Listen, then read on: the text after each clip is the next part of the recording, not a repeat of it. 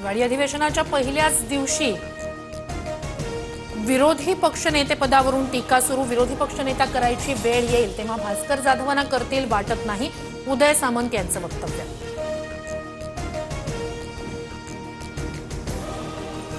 विरोधी पक्षनेतेपदासाठी 10% सदस्य संख्येची अट कुठेही नाही, भास्कर जाधव यांचं वक्तव्य। तर उद्धव ठाकरे माझं नाव घेतील की अन्य कुणाचं ते तेव्हा पाहू, जाधव यांचं उदय सामंतांना उत्तर।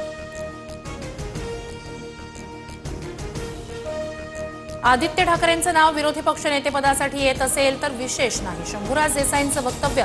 तर अफवांवर विश्वास ठेवू नका, आदित्य ठाकरेंचं उत्तर। किमान 29 जागा निवडून यायला हव्या होत्या, 10% आमदार असते तर विरोधी पक्षनेतेपद मिळालं असतं, गुलाबराव पाटील यांची टीका।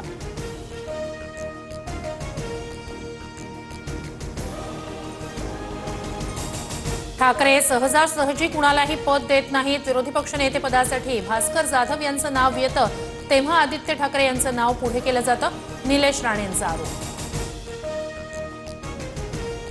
राज्याची आर्थिक पातळीवर ओढाताण, लवकरच गाडी रुळावर आणण्यासाठी अर्थ खातं प्रयत्नशील, अजित पवारांची कबुली।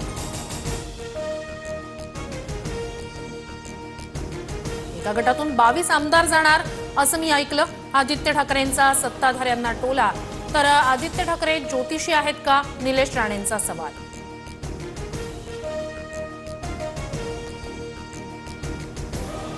विधान भवन परिसरात निलेश राणे आणि रवींद्र चव्हाण यांची भेट, चव्हाणांना सविस्तर भेटणार, आमच्यात कधी वाद नव्हता, निलेश राणेंची प्रतिक्रिया। आमदार भास्कर जाधव आणि प्रताप सरनाईक यांची विधान भवन परिसरात भेट, भेटीचा आणि ऑपरेशन टायगरचा काहीच संबंध नाही, सरनाईक यांची माहिती। मुख्यमंत्री अजित पवार, धनंजय मुंडेंसह रश्मी शुक्ला आणि मुख्यमंत्र्यांची भेट, तर मतदारसंघातील कामांबाबत भेट, भेटीवर धनंजय मुंडे यांचं स्पष्टीकरण।